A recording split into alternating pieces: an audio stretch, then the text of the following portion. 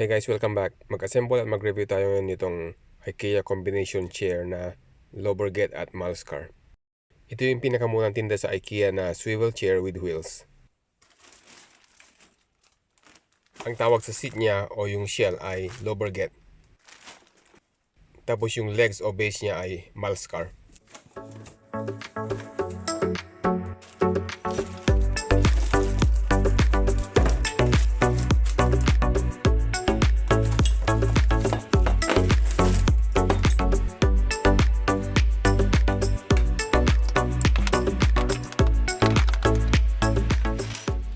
Ang glue na yan sa dulo ng screw ay thread locker para hindi siya mag-loosen over time.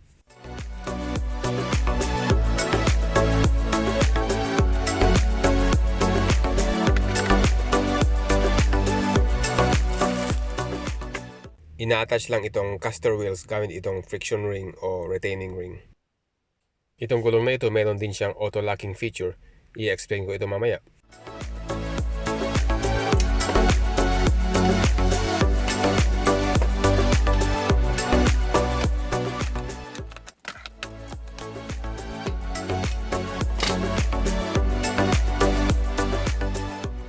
Itapon lang itong itim na takip. Ilagay muna itong plastic na cover, tapos itong pneumatic na stem.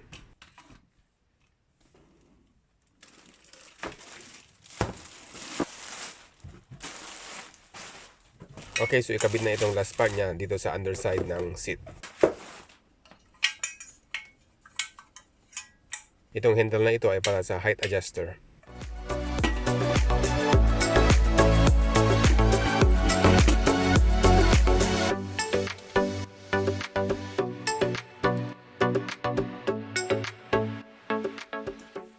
Kinakabit ito sa leg na walang fastener. Friction fit lang siya. So bali ito yung first impression ko sa chair na ito. Comfortable naman siya maski plastic lahat yung seat.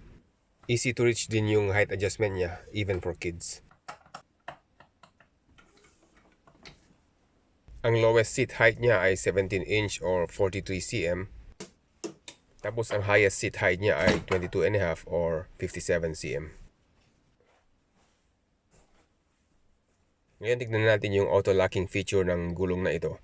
Kapag hindi mo siya iniupuan at hinila mo siya, hindi iikot yung gulong. Kapag nakaupo ka na, automatic na mag-unlock yung gulong at iikot siya freely. May tinitinda din yung Ikea na separate seat cushion para sa chair na ito. Finally, tingnan natin kung anong diferensya ng LOBERGET sa ELDBERGET chair.